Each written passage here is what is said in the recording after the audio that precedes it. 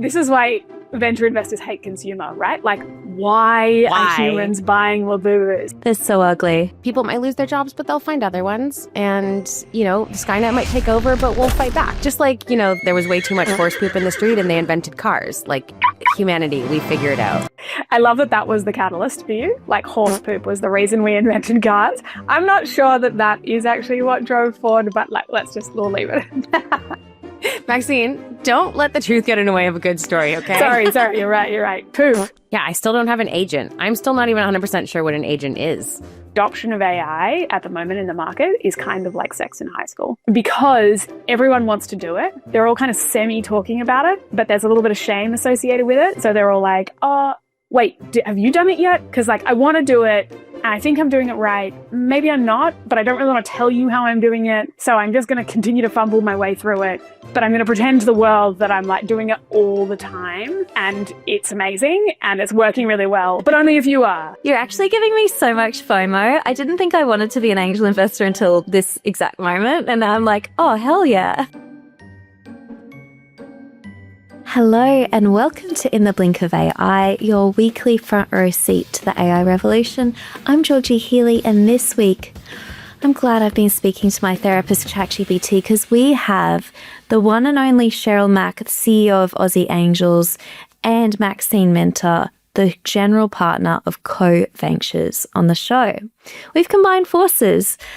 We talk about how investors approach AI companies, including where they see hype versus real when it comes to AI startups, when their bullshit radar goes off in those pictures, and the role of personal brand and venture capital. Am I going to be competing with VCs out there on the socials? As always, we've got AI hacks, we've got hot takes that you've all been waiting for, and fair dues, guys, for this episode, it might be PG rated. Nothing crazy, but if you've got little ones in the car, maybe a good one for the Bluetooth headphones. Now, if you want more unfiltered insights from this amazing duo, I strongly recommend their podcast first, Cheque. And if you're a first-time listener of In the Blink of AI, hi, welcome. We drop episodes every Friday. Next week, we have an episode that was not meant to go to air. I managed to scrounge up a recording. It's more valuable than the Abbey Road original vinyl. So if you subscribe to the show, if you follow me on socials down in the description below, you won't miss it. Let's get on with the show. You're listening to a Day1.fm show. Cheryl, are you an AI advocate or are you an AI skeptic, or would you call yourself AI curious? Where are you on that spectrum? Definitely an advocate with a little bit curiosity mixed in, because I don't know what the hell I'm doing. So I'm very curious about all things AI, but also I believe that it's going to change our lives. So I'm advocate, but somebody point me in the right direction. Love it. I love it. What about you, Maxine? First of all, I want to say thanks so much for having us on. I'm really excited about this collaboration and you being on ours. We had a really fun time thinking about how to merge our various formats for this. So excited to kind of sprinkle in bits of First Check and bits of In the Blink of AI as we play around a bit. But I think for me, I am very much an advocate. But I think if you're an AI at the moment and not curious, you are stuffing up because it's moving so quickly, right? Even today was having a really interesting conversation with a founder building in a completely different space, but within the AI umbrella. And so I feel like I'm starting from scratch again, learning about a new space. And so it's one of my favorite parts of the job, but it means that you have to be curious all day, every day about how you might be able to use it, where you might be able to get the most out of it. But I definitely think I'm an AI advocate. I am obsessed. I get so much value out of it every single day. And so I definitely trend in that direction. We're just all curious and advocates, but I will admit I also get a little bit scared sometimes too. Every now and then I get this I'm not sure how I feel about the future of work. But anyway. I'm just way too optimistic. I'm we're going to figure it out. It's going to be fine. People might lose their jobs, but they'll find other ones. And, the Skynet might take over, but we'll fight back. I'm just... there was way too much horse poop in the street and they invented cars. Humanity, we figure it out. I love that was the catalyst for you. Horse poop was the reason we invented cars. I'm not sure that is actually what drove Ford, but we'll leave it at that. Maxine, don't let the truth get in the way of a good story, okay? Sorry, you're right. Poop. Yeah. Poop being the catalyst. Yeah, exactly. It's the seed of innovation. It probably had seeds in it. It probably did. On to other things. We have a question for you, Georgie. We typically ask our guests what's the first thing that they ever invested in, but if you have something that you've recently invested in, share with us. I got cold sweats as soon as I realized that you guys are investors and would probably ask me something about investing. I'll answer both for you quickly. My first real investment was in my education. I have quite a healthy HEX debt from doing an undergraduate and a master's just to kind of, feel like I'm even on par with everyone else in the industry. And I'll be paying that off probably forever. And recently, I did buy a few little new gadgets for the podcast. Early days, I was like, do not, I know enough about startups to be like, don't focus on, building something fancy and just see if you like it and see if you can focus on getting attention and traction. And now I have a key light. So if I look really beautiful today, that's why. And I'm into it. I'm Thank you super so into much. it. I'll take a photo for you guys later. It's quite big and I'll probably get a headache from how bright it is, and a new webcam because my last one was horrible, and can recommend. They're not even that expensive. So yes. Amazing. I love those investments. It is, wonderful to see economics playing out, right? It gets more successful and then you can reinvest the profits from that success, figuratively or literally, into making it more successmakes and that cycle continues. Exactly. We will see if this investment in better lighting improves my ROI or makes it worse because people can see all my pores and they're horrified. Go back to the old cam. All right, guys, I am so pumped to get investors on the show to unpack something that is still in the headlines. It's been in the headlines for probably ever since AI started, and it's still in the headlines. Are we in an AI bubble? AKA, for those who are used to my show before and not used to your show, if we're investing in all these AI startups and it actually is like a flash of the pan, what does that mean? I would love to know what you guys first and foremost think about whether we're in an AI bubble or not, and then maybe unpack what the signs and symptoms of a bubble would be. Yeah, I think we often ask this question when there has been a large degree of change in an asset class, right? When you say bubble in tech, a lot of people think crypto, NFT of the most recent one. Maybe the one before that was social media, mobile tech generally, startups being a bubble. And the original one was the .com bubble, right? Totally. Yeah, bubble was the one that we think of in tech. Or the daffodil bubble in Holland. Right. Okay, yeah, sorry. I mean the original tech-related bubble was the .com bubble. Right. But I think that's an important point, right? Is humans forever have been going through this kind of bubble. A lot of change happens and a lot of people start to buy into that change. And then that creates a feeling of too much change too quickly. And then it reverts back to some, adjusted state and then rebuilds over time. I'm essentially kind of describing a Gartner hype cycle, right? What we're talking about here are hype cycles, and the fear that you are at the top of that correction from, maximum hype to reversion. And then the secondary fear that it will never get back to the top of that hype. For example. And sorry to cut you off just on that fear. As a consumer, I'm not scared. If it's a bubble, I'll just stop paying my subscription. This is an investor fear, right? We've invested all our chips into AI and it's actually NFTs again or something, right? I think that's exactly right, right? It is mostly people who are trying to kind of make money out of it. Or if you're buying this software in a more kind of long-term commitment way. Imagine you are a CIO for a big enterprise, for example. You don't want to do a big kind of tech revitalization of your entire stack into an AI first environment if you believed it was going to be a bubble. But that's all to say, I think one of the things to ask yourself is the fundamentals of the technology and the degree to which it's actually delivering value. I'm probably going to annoy a lot of people by saying this, but I just don't see any value in an ape picture. I don't care if you're willing to pay $2 million or $0 for it. Like, what is the enduring value of a bored ape picture? Like, none. You could say the same things about Labubus, though, and like that company is making billions of dollars. So are a lot of people. So like, I could argue back on that one. As a startup founder, you're juggling multiple priorities. From the expected, like finding product market fit, to the unexpected, like customer requests for SOC 2 or ISO 27001 certification.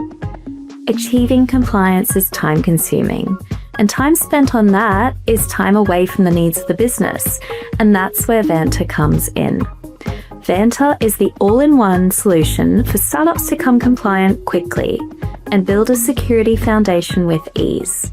With a combination of automation, an extensive partner network, and a security marketplace containing 385 plus pre-built integrations, Vanta provides the necessary tools and expertise for startups to achieve compliance seamlessly, no matter how urgent your needs are, and at every phase of growth. Over 10,000 leading companies, including CipherStash, Handle, and Indebted, trust Vanta to automate compliance so they can focus on growing the needs of their business. Here is the important part. Startup listeners of the show get $1,000 off if they go to day1.fm/blink. Yeah, to be honest with you, I don't even know what a Labubu is. Oh my gosh, Maxine. Oh my gosh. We'll send you a link. They're the hideous little keychains that look like a rabbit with rabies, basically. Yeah. Yes. Very I hot. have seen them around. Yeah. See, now you won't miss them. This is why venture investors hate consumer, right? Like, why? Are humans buying Labubus? Anyway, it's so ugly. Right. Like, but that is hype investing.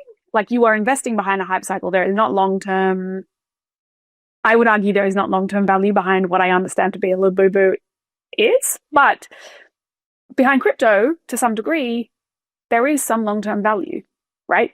I can't invest in it because I have no idea how to determine if the thing in front of me is long-term valuable or not. But there is definitely long-term value in it, driven by the adoption that we're seeing.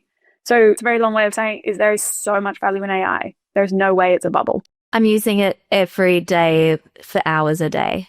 That too. But there's also the argument that like there are underlying technologies that sometimes sprout bubbles, right? So the underlying technology of NFTs was this like ability to tokenize digital assets, which I could argue actually has long-term value of like being able to create smart contracts or like create ownership on something that wasn't being able to be identified as like owning a digital asset, which there's lots of applications 100%. for that in games. With crypto, yes, like, you know, we've seen big bubbles there or lots of small bubbles, arguably, but the underlying like blockchain technology, the underlying ability to have a digital currency, that stuff has value. So if we look at AI in the same sense, like it could be creating a mini bubble of, you know, 8 pictures, whatever the AI equivalent of 8 pictures is. But then we need to somehow separate that from like, is the underlying technology still valuable in some sense? And this piece of whatever we're looking at in AI is the mini bubble. 100%. I would love to drill down on the fear aspect a little bit too. Has it made, because NFTs and crypto were what, 2021? Am I correct? Like around that time? 2022, yeah. I've lost all sense of years. Yeah. Don't ask me. I'm like, COVID was then, crypto was then. It was a weird time for all of us. Yeah, money was also free. What even is money? It's just what like is money? It's a concept. Monopoly money. Yeah. I was a VC investor then, like crazy times. Has it made you, and have you noticed that other investors are a little bit more critical now that money is not flowing so quick in an AI bubble? Like we might not recover from that if we go all in this time. I might have like a bit of a skewed perspective on this because of the difference between the US ecosystem and the Australian, specifically the San Francisco ecosystem and the Sydney ecosystem and Australian ecosystem on this particular topic, right? Like I think that A16 recently came out and said that the average seed stage revenue for companies in their funnel, for consumer AI companies in their funnel, is $4 million. average. Really? And they are generating that between 12 and 24 months after they turn on revenue. Wow. Like that is an enormous amount of consumer value being delivered to users, right? You could also look at the adoption curve and also rate of daily active users and time in session for OpenAI, which they've published, right? That is going up, up, and up on all three of those categories. And so I think the question with bubbles of fear aspect that you mentioned is the fear that you will, as an investor, right, invest at a price that is overinflating the real value today. So I think as we're thinking about this from an investor side, you should be asking yourself the question of like, what does that value actually equate to? Right? How much money am I actually going to make in the short term and the medium term? And what do I have to believe about how quickly this grows and like the amount of value that is being generated from this actual tool? From my perspective, like AI is generating a lot of value for a lot of people, and there's probably even more buckets of value that we haven't fully unlocked yet. Like people want to be able to use it for more buckets, but they haven't worked out how to use it properly for that bucket or like integrate it into their organization or any of those kinds of things. And so do I think that it is very hypey to invest at billion-dollar valuations at seed stage? Like, yes, that's wild. I think that's really hard to believe that you're going to see 100x return on that company, on that investment in 10 years, but maybe, right? OpenAI has closed that gap pretty quickly, but on a $10 million valuation, even like $30 million valuation at seed, if you're investing in an AI business that's got genuine line of sight of adding an enormous amount of value to customers, and you can kind of see that. I think on a fundamentals, there is a world where you could make that argument. I mean, you have, haven't you? You've invested on those valuations into AI companies. Yeah, not quite that high, but Okay. that's usually kind of like seed stage, but close. Yeah. 10 mil though. Yeah, 10 mil for sure. Yeah, that used to be Series A, right? Like maybe it's been a few years, but to me that was Series A in the past. Yeah, like what have I missed? Yeah. Yeah. Something inflation. Yeah. something. To benchmark for you guys, I think the average YC safe is now 25 mil US. So that's seed stage. Wow.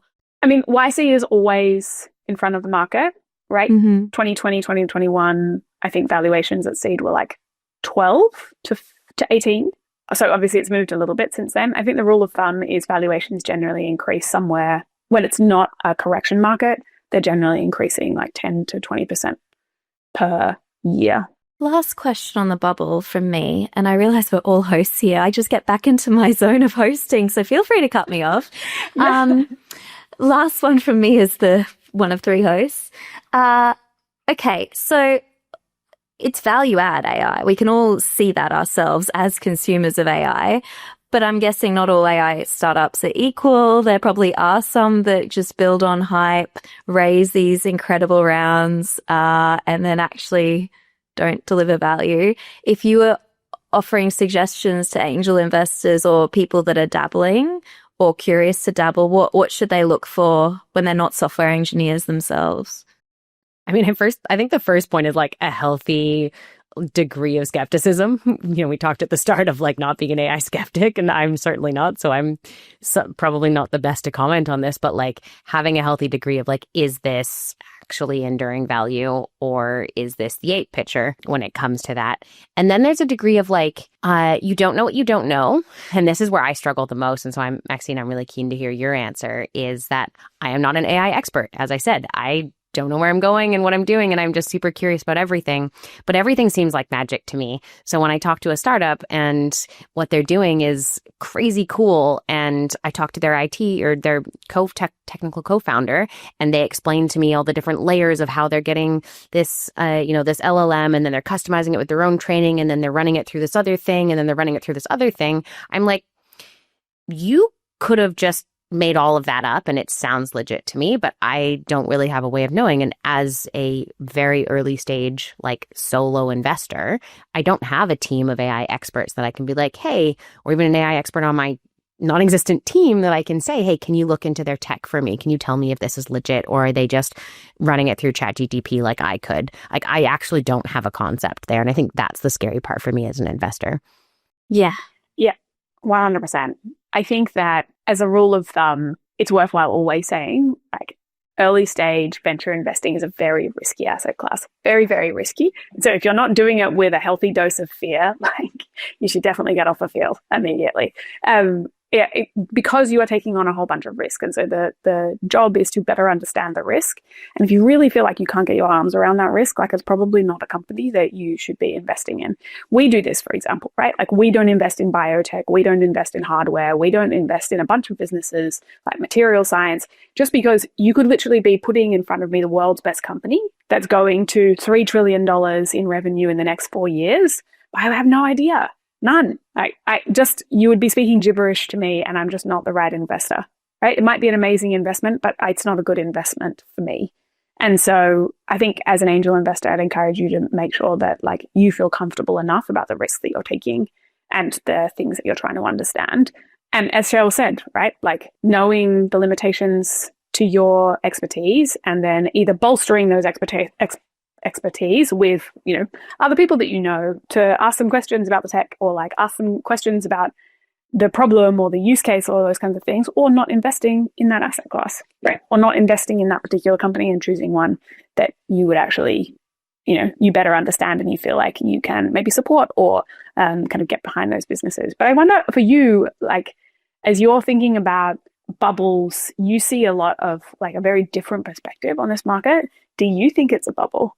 Are we completely high on our own supply allocating to this asset class, and you're like, actually, guys, this is bubble territory? It's so funny. I identify as like a community girly. Like, I'm at all the events, and it doesn't matter if it's AI engineers or it's founders or it's operators or it's women in startups. And what I'm noticing, and this is my hot take for the day, is that I am noticing that the engineers are the prom queens more than they've ever been before.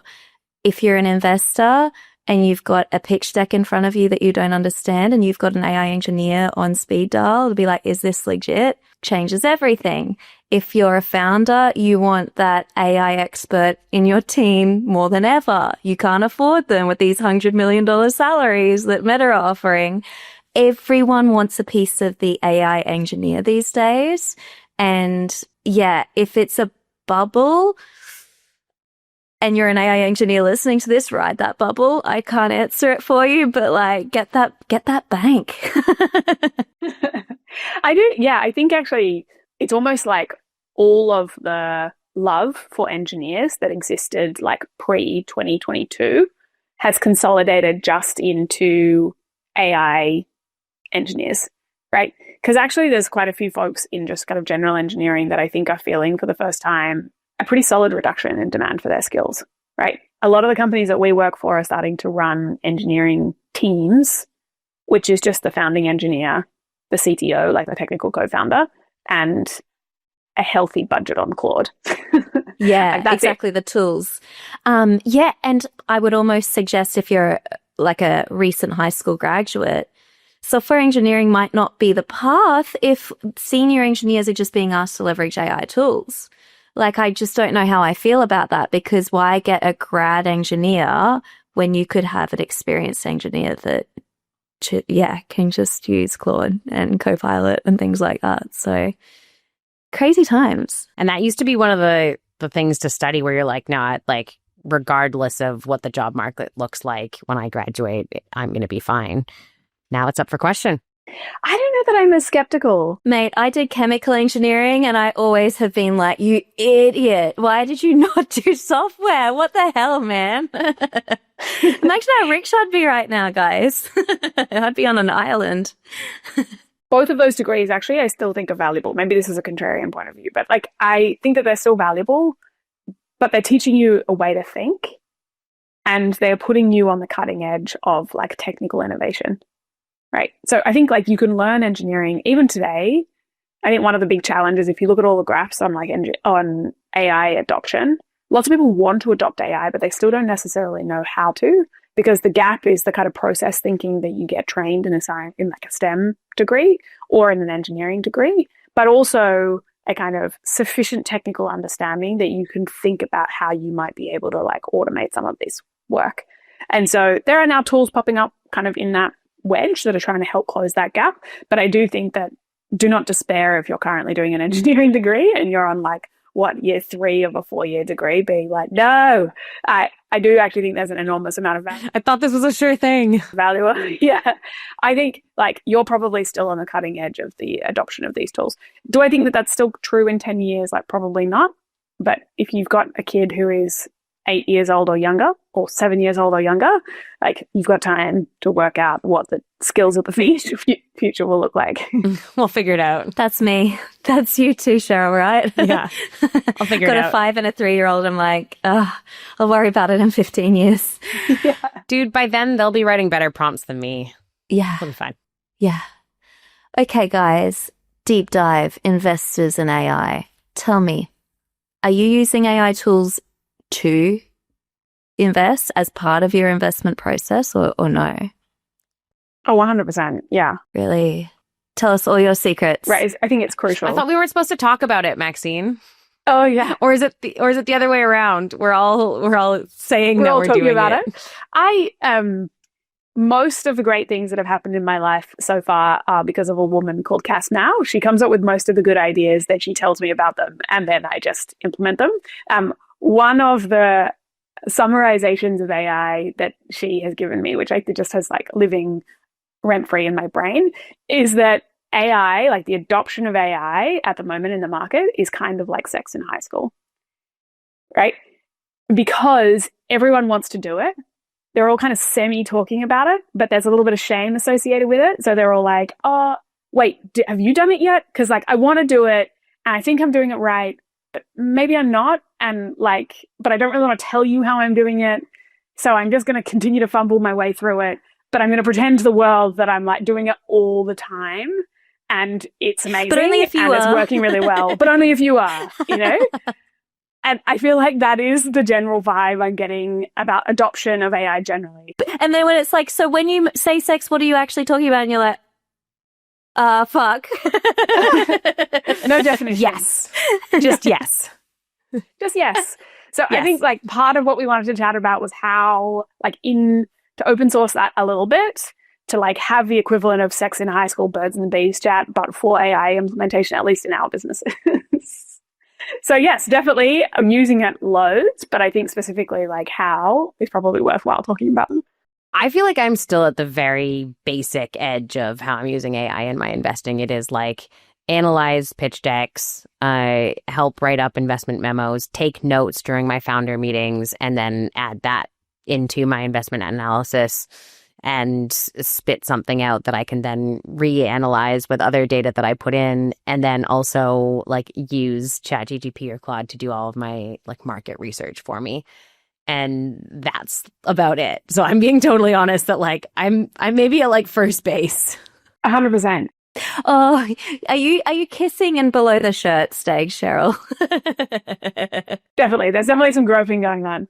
I think it's kind of a wild thing, just if we can take a moment, which is 2 years ago, if I said to you, I will give you a software that will take all of your notes on your investor calls and summarize all of your pitch decks and do a first draft of your investment memo, your decision diary, and will quickly write up a like 6 to 7 page high quality research report for you on every single company you're going to meet, and you are going to pay $20 for that.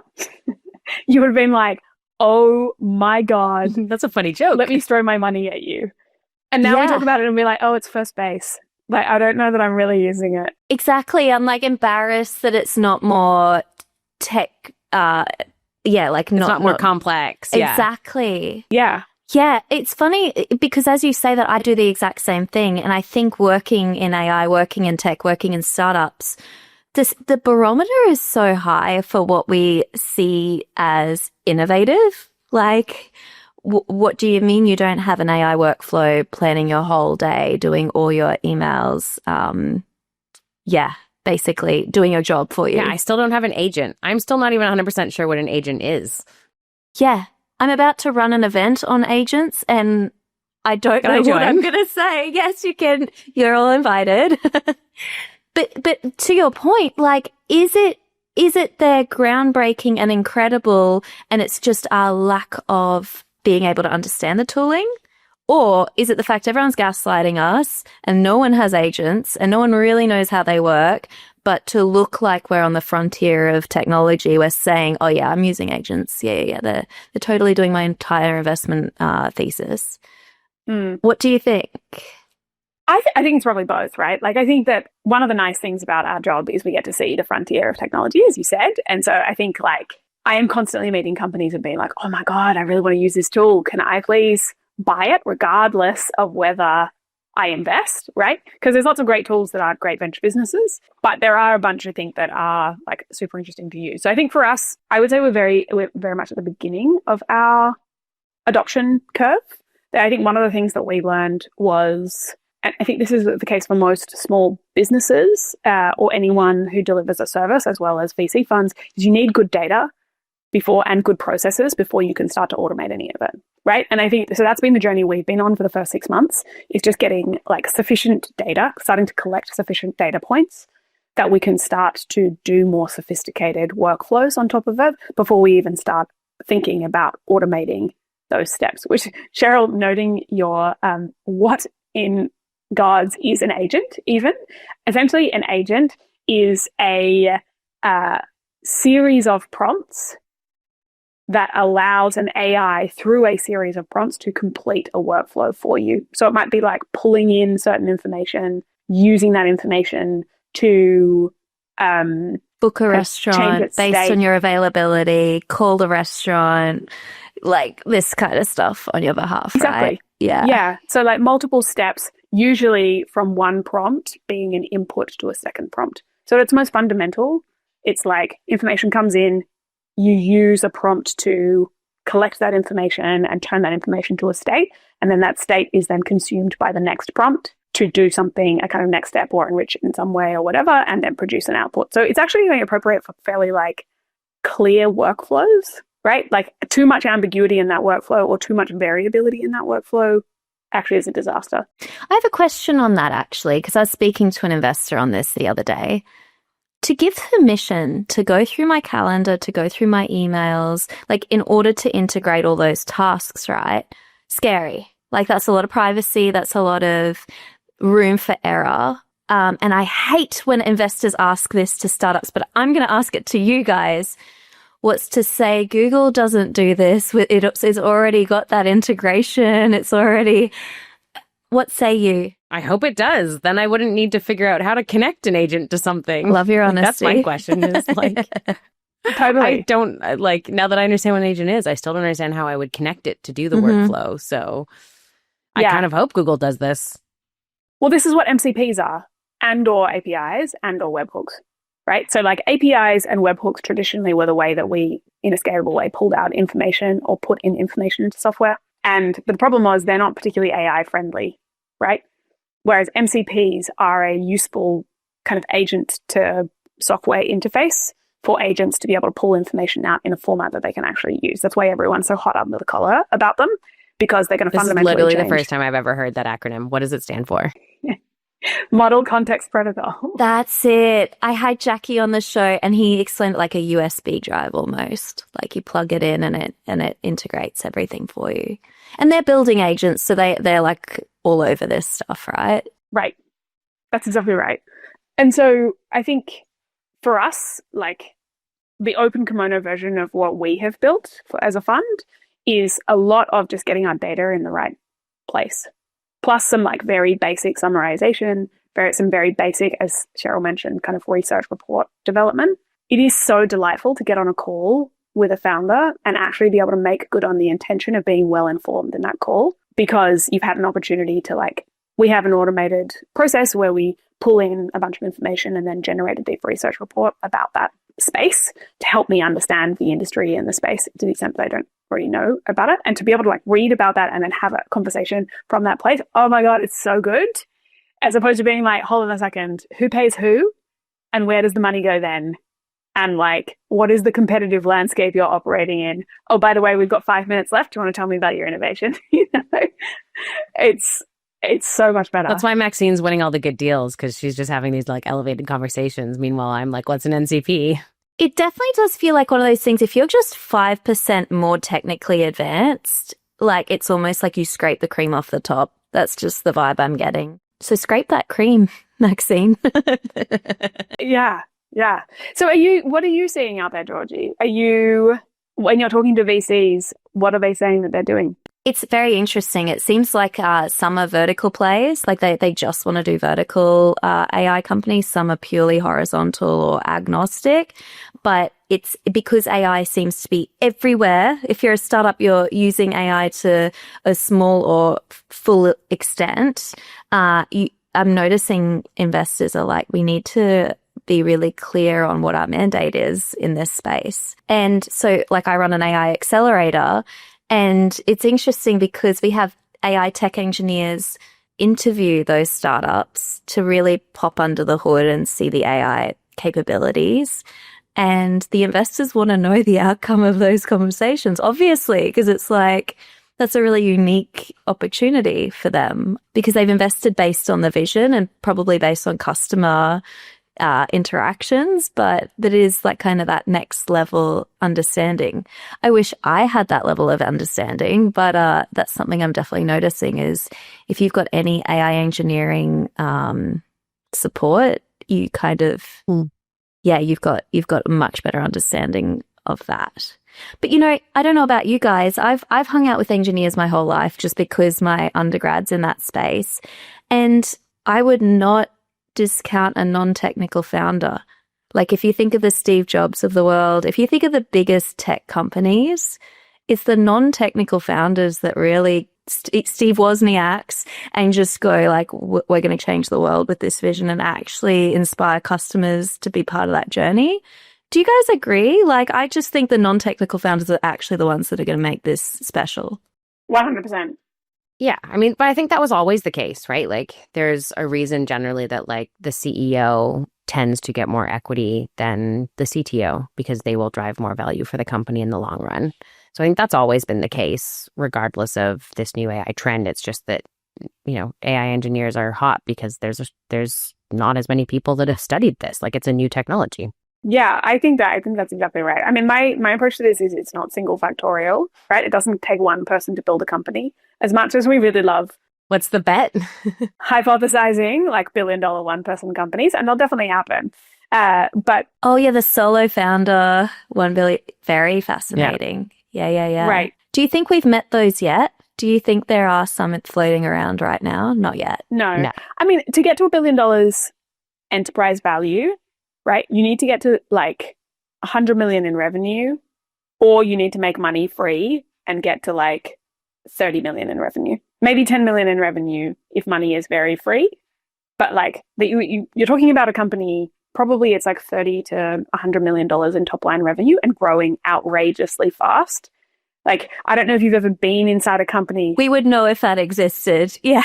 Oh, 100%. Yeah. But you also like being inside a company on that kind of growth trajectory, even if it is like an infinitely scalable technology and it's extremely high contract values, like unless you're selling it for $100 million per contract, like you have a number of stakeholders you're managing on the customer side, like you have a product to develop. Like, I just don't think that we're at the level of automation yet where that is like conceivably feasible. 100-person companies with $100 million in top line revenue, I think we're pretty close to that. If not, maybe we've already gone past it.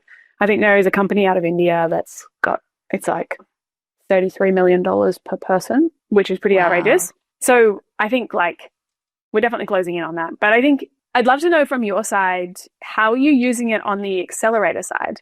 How are you doing kind of running an accelerator with AI, if at all? Have you got AI in the operations? Like in the back end. So like, long story short, it's a global program. So anything that I do would have to be consistent in Israel, in North America, in Canada, blah, blah, blah. And so I can't just be like, oh, I thought I'd run this through this new tool. I thought I'd use relevance to like create an agent. All the comms are locked down. Everything is really consistent. The only thing that's really changed for me personally, if I'm honest, is more the community side. I have so many more applications at such a higher, like, if I'm honest, caliber, maturity, prestige, purely because of, I think brand is huge now. And in the last 6 months, if I'm honest, my personal brand has grown a ton. So I don't think my AI skills or anything are attracting better founders. I don't think that will help the process anymore. What matters to me is getting the best AI startups in the program. And the only way to do that is personal brand now. I'm curious if for VCs, it might not be similar. I think it's part of it. Like, definitely depending on the fund, right? Like, still for the big funds, like, you're working directly with an individual. For the small funds, they're the only person, like us, right? Like, you're looking at it. If you don't like Maxine, you're probably not going to get involved. Yeah, this is not a good choice as a funding partner for you. So I think, like, personal brand definitely is part of it. And obviously, though, there is, like, operational realities. It's not as simple as, like, I like Maxine, and so I'm going to work with co-ventures. There's also the way that we add value, the kind of operationalizing how you find those companies, how you talk to them, how you collect information about them, how you diligence them, and then how you support them after you invest. All of that, I think, is really exciting to do now with AI because it's much more scalable. I mean, you guys are both Aussie household names now that I am curious about the prestige of having a personal brand and just unlocking at least the first conversations, and then agree, like, if you're actually going to invest in my company and be on my cap table, you got to add more than just like, oh, well, we've got these two and you've heard of them, so that's great. Like, got to add a little bit of value on top of that. I think the stage at which Maxine and I invest, personal brand is helpful and reputation is really helpful. Like, when I have founders tell other founders that, oh, Cheryl's been amazing on my cap table, that's very, very helpful. Yeah.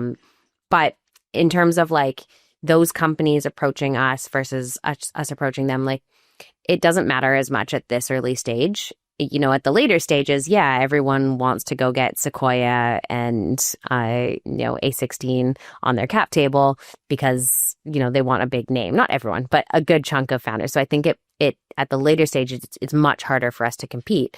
But at the earlier stages, like, there's a whole world in which, you know, the larger funds, Blackbird, Tree, Square Peg, even in Australia, overlook these small companies that, they're like, oh, well, you know, we may not want to invest in that. And there have been a number of examples where we've been able to get in on deals before those companies come in and invest. Oh, don't tease me. Like, tell me someone that I'd be like, shit, you're on their cap table. Are you allowed to share? I don't know how this works. Maxine, you've got it. We talk about folks who have talked about us, right? Obviously, at the earlier stage of pre-seed, there's a bunch of companies we work for that are still in stealth or, like, quietly building. Ooh. And it's super hard to, like, we don't have any favorites. It's like picking between children. Yeah, but some I get folks that. recently that we have worked with, actually, I'm sure we'll probably end up talking about them on this call, 4Day. They built Prompt Cowboy, which is amazing.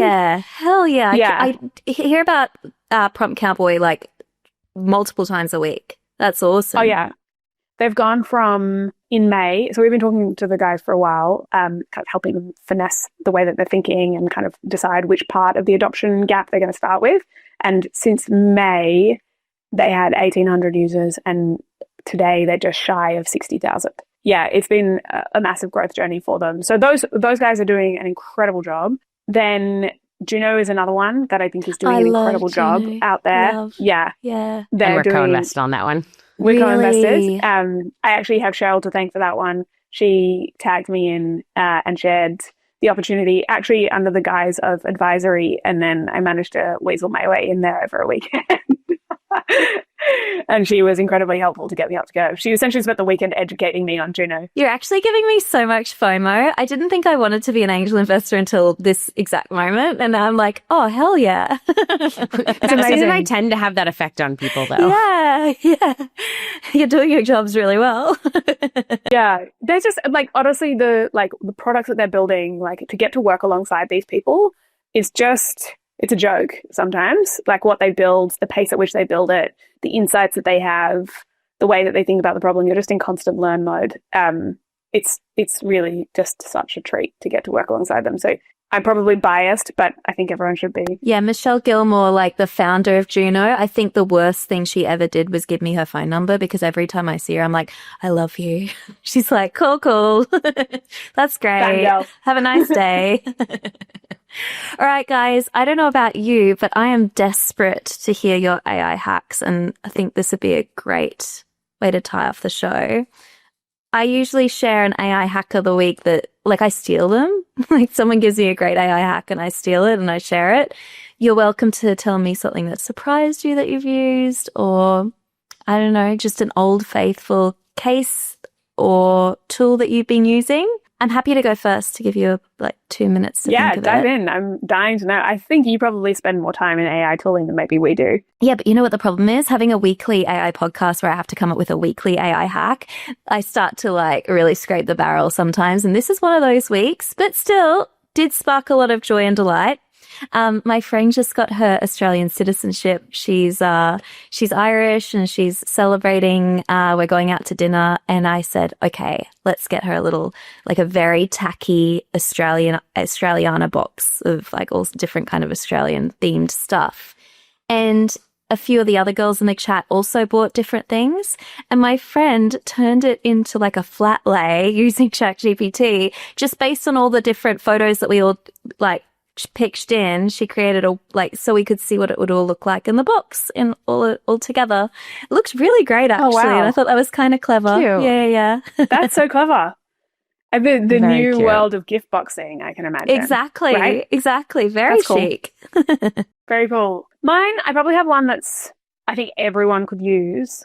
And then I have one that maybe not as many people would get value out of, but has been just amazingly valuable for me. So the kind of crowd pleaser that I use all the time is Prompt Cowboy. For anyone that hasn't experienced it, essentially what they have done is they have taken everything that we currently know about maximizing high quality prompts, and they have built it into an engine so that you can write what they call your lazy prompt, which essentially just means describe what you want. And then they generate it into a prompt that actually is going to make it an incredible output. I use this all the time for preparing research notes. So my workflow is I want to get up to speed on an industry that we're looking at from a angel investment perspective. I put in, I want to learn more about this industry. Let's say it is HR CRMs, just for the sake of the top of mind. Can you please educate me on HR CRM industry, value creation, and a investment memo or an investment education memo for a VC? And then they turn it into this maybe 400 word long prompt with context, information, etc. It does it automatically. I copy and paste that into deep research and then press search, and I get a 6 to 7 page really high quality research report on industry players, investment dynamics, value creation, progression, all of those kind of things, which is really helpful when I'm trying to get up to speed on a particular space. So that's my crowd pleaser. Everyone could use it. The one that I am absolutely crushing on at the moment is advanced voice mode from OpenAI in ChatGPT. So it's the little, if you look at your GPT app on your phone, it's the little circle on the right-hand side with the 3 voice bars. It is essentially the voice interface for OpenAI. They did an update 4 weeks ago, which changed the voice model into something that actually had emotional affect to it. And so it feels much more human. And the way that I've been using this is my mum lives 3 hours south of Sydney, and I love spending time down there with her. But 6 hours in the car over the course of a weekend at this very moment in my life feels like a lot. So I stockpile all the things I need to brainstorm or I need to make a decision on over the course of my week. And then I queue them for my drive down south. And then I have a brainstorm conversation with OpenAI while I'm driving.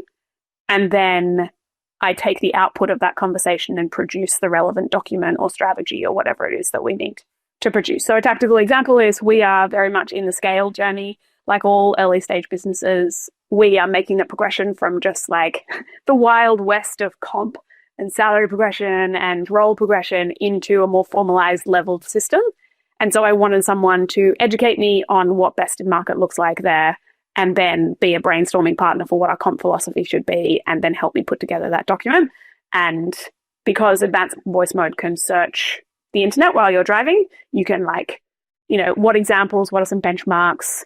Okay, interesting. Can you factor that into this? This is what our comp philosophy is. This is how we're thinking about leveling. Can you put together some levels for me for these 3 roles that we've got in our organization, et cetera, et cetera. And then you finish that process. And then when I got back to my desk, I just said, great, can you summarize the above into a Notion document? And ta-da, that was our comp philosophy, our leveling process, and our performance review motion for our business. Oh my God. Damn, I don't even want to go. Like, I got nothing compared to that. Yeah, you should have gone after me, Cheryl. That was your biggest problem. That was the problem. Actually, can you, Adam, if you're listening to this, our producer, can you switch up the order here? How dare you? Mine was deep. No, yours was great. Mine should go first. You're like, this is how to change your entire life and career. And mine's like, so have you heard of a flat lay? All right, Cheryl, finish us off. Finish us off strong. No pressure, but strong. Like, yeah. Okay, I have to go really quick. Uh-oh, she's gone. She's getting into her car and driving away to get out of the AI She's hack. leaving the building. She doesn't want to answer it. Nice try, Cheryl. We're on to you. I know, Adam might have to edit this part, but okay. My hack is, and I am now totally terrified. Hold on, I'm going to make too much noise. Adam, you have to edit this. There we go. Okay. I'm my hack, and I'm totally nervous that everybody probably already knows this, but I only found out about it this week. So there's this thing called Google LM Notebook, and you can put like a pitch deck and your notes into it, and it'll generate this podcast of 2 people talking about the company. So if I'm meeting with a founder the next day, I can put their stuff, or just their pitch deck in there, and then I'd listen to the podcast while I'm showering so that I'm ready for my meeting. It's great. It's so good. It honestly, good. I don't think you can understate how valuable that is, especially the cool use case I've seen for this that I think a lot of founders should know about is they use it to summarize what's happened in their company that week. Right? And so if you, for example, if you already have a situation where you're asking people to do Slack updates, summarizing what you spent time on this week, or kind of key updates from your business, or at the CEO level, if you've got ELT reports coming in for you, or your senior leadership team reports coming in, they put it all into Notebook and they listen to it in a podcast so that they can keep up to date with just the information saturation that is required as a CEO to stay across what a fast scaling business is doing. It's amazing. So good.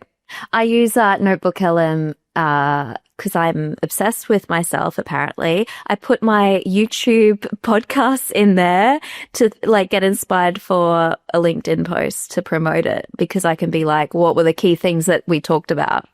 It kind of, and for a fact that they happened, and you don't have to listen to the whole podcast again and be like, quick pause. Okay, they said it like this. It's really great for that as well, I find. Guys, this 100%. Was so fun. Oh my God.